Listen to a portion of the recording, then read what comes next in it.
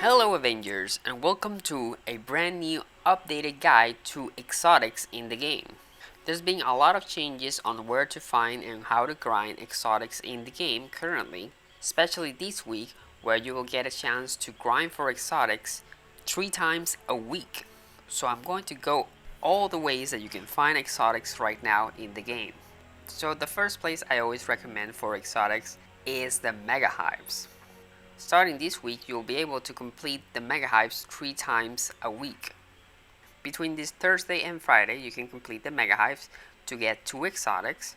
Then again on Saturday, you'll get the mission chain again, so you can complete it Saturday and Sunday. And then again on Monday, you'll get the mission chain again to complete it Monday, Tuesday, or Wednesday.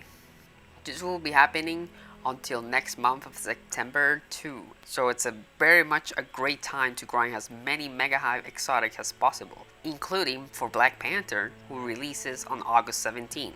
So what are the Mega Hives? The Mega Hives have changed quite a lot since the first time they were introduced. They are essentially 4 Hive missions called gauntlets, where you cannot die at all while playing these missions. If you die with that hero during the 4 gauntlets, you will lose that hero. You can't be revived. Instead, you will have to change to another hero that has enough power level to continue the mission. Once you complete the 4 gauntlets, the mission chain will be completed and you will receive 2 exotics from the Hivemind set. With the most recent change, you can no longer play the Mega Hives with AI teammates. You either play with other players or play it on your own. This means that if you want to play them solo, you can, but you will not have AI teammates. This was a change made to make it more challenging for players. If you only have one friend that wants to run them with you, then you can be a 2-man group on the Mega Hives, or you can fill the group fully with 4 players.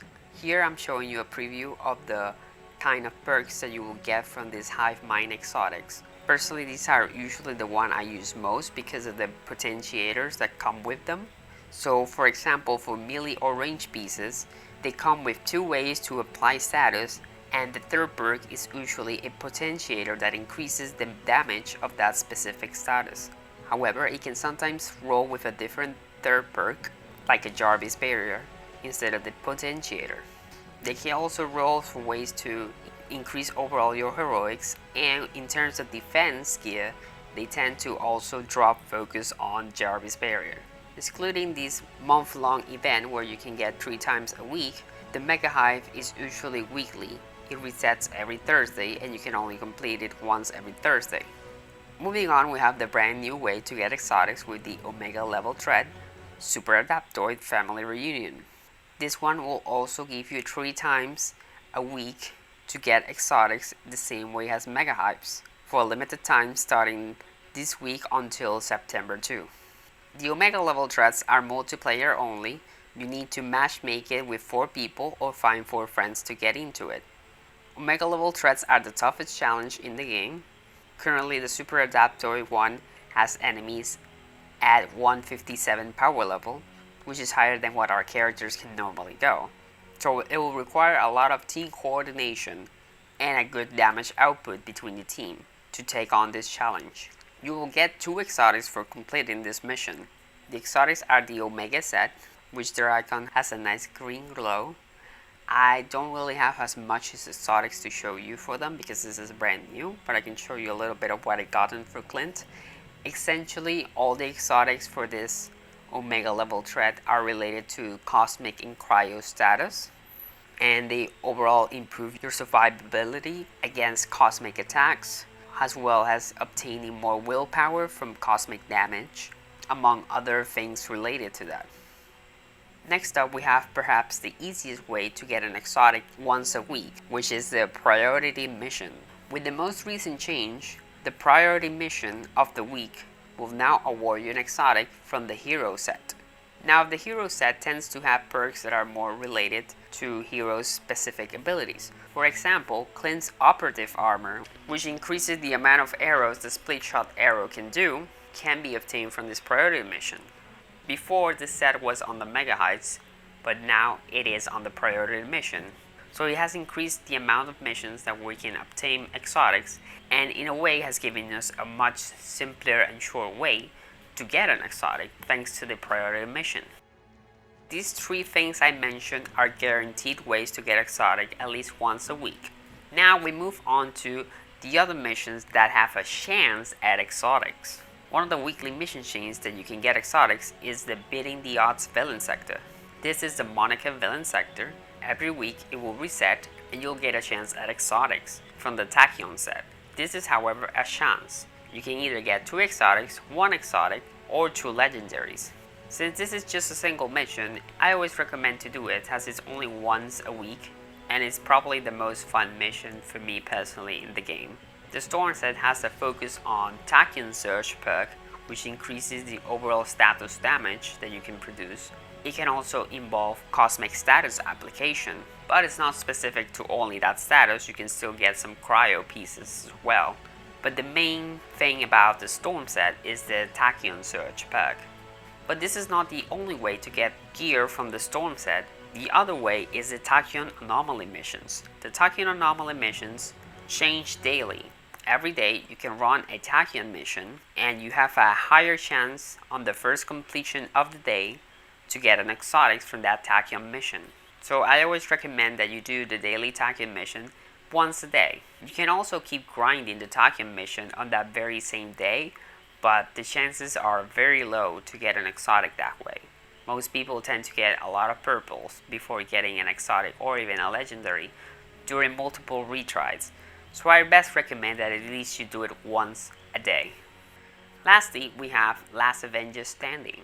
It's a solo way to obtain exotics with AI teammates instead of no AI like the Mega Hives. Last Avenger Standing mission is an elite heroic hive. It is the last part of the Reigning Supreme mission chain, and when you complete it for the first time, you get a guaranteed exotic. However, all your other retries of the Last Avenger Standing is a chance at exotics. You can get very lucky where you can get a couple in a row, or you might be very unlucky where multiple times in a row you don't get a single exotic. So it's a heavy chance mission of 14 floors of taking down enemies on your own. The exotics for this mission are a little bit of a mix of everything in terms of the heroes that can earn.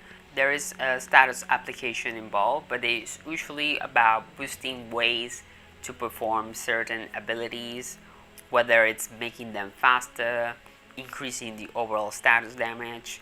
The use of Jarvis barrier is also present here, improving your overall recovery intrinsic.